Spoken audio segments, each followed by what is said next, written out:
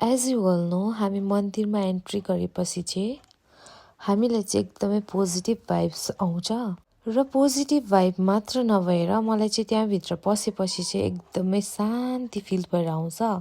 सायद तपाईँहरूलाई पनि यस्तै नै हुन्छ होला।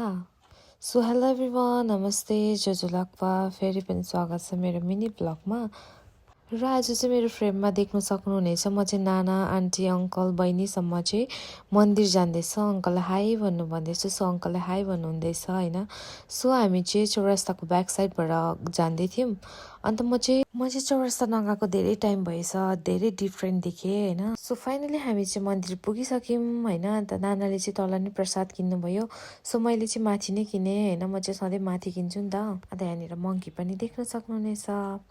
अन्त हामी मन्दिर पुगेर पूजासुजा गऱ्यौँ। आफ्टर लङ ग्याप मैले चाहिँ मेरो साथी पल्लवीलाई भेटेँ। अन्त त्यसले चाहिँ मलाई मिठाई दिएको थियो नि त, त्यहाँदेखि दोकानमा काम गर्छ त्यसले चाहिँ। एकछिन भेटेर म चाहिँ घर गएँ।